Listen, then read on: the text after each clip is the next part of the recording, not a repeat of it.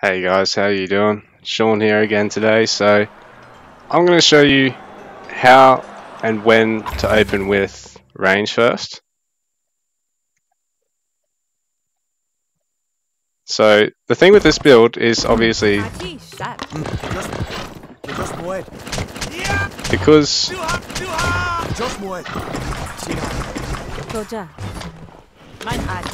sorry, I'm just a little bit distracted here.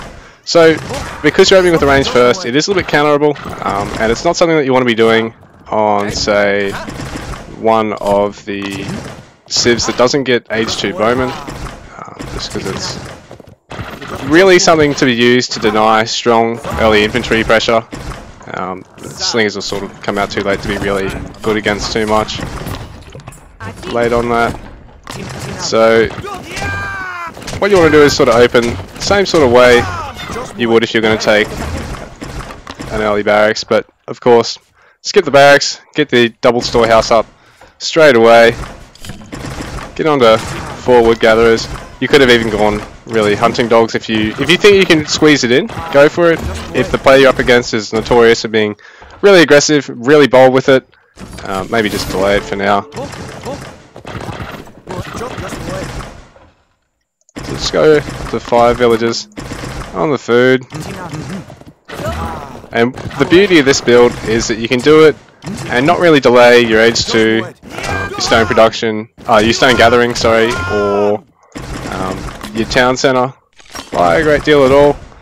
Just because, you know, you're saving all that initial resources. You're not having to spend the wood on the barracks, you're not having to spend on the actual units you're going to train out of the facility. You don't really have to worry too much about your food gathering. You kind of just set yourself up as though you're going to do a fairly fast expansion. I mean a fairly fast second town center, sort of sarcastic lingo there. Anyway, I'm sort of not even worrying to scout out my opponent. I mean, you probably should do, if it's, say, Celt v Celt. I mean, if it's, say, Poser v Celt. You can even look at setting up here for another storehouse and really be able to afford it, because I haven't really spent on anything else. Don't have to worry about even getting another house at this stage. Found a fourth. Found a, yeah, 4th hunt already, which is beautiful.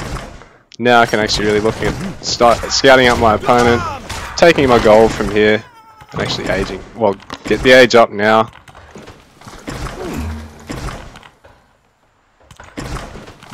Actually, probably gone one too many on the wood. Start getting the gold now. One too many on the stone. Start getting the wood. Either or doesn't really matter, because by the time this pops, we're going to have 200 wood in the bank. And why is the AI scanning out with both at once? That's wasteful. But anyway, I've already got H2 on the way. I've already got quite a fair bit in the bank. In fact, you can even cut the early food gathering a little bit from here. Sort of allocate these across both hunts. You know, keep a scout out with what your opponent's doing. And what you want to do is get your range up, get a house up,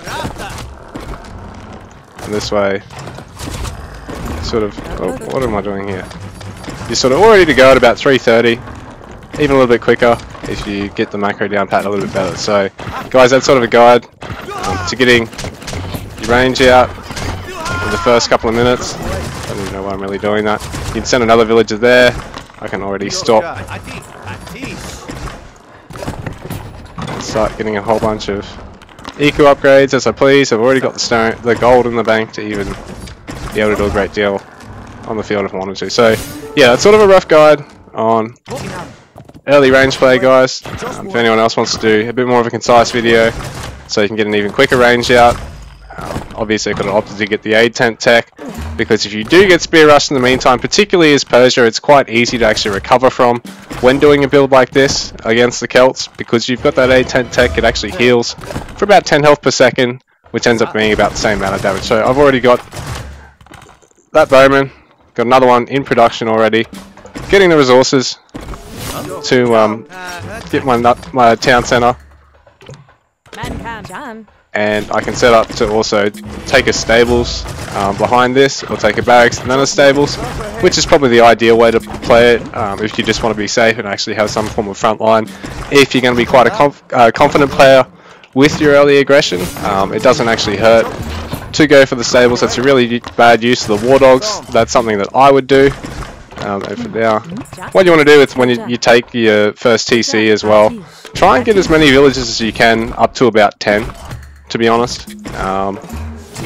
6 is probably ideal, but 7 or 8 is actually not too bad of a number, because the more you got, the less time it takes. Obviously, the more that you've got on it, the greater the diminishing returns per villager, but at the end of the day, if you get that town centre out faster and you've got the food to actually afford it, then yeah, you end up really well off, because you get that double villager production as soon as you can.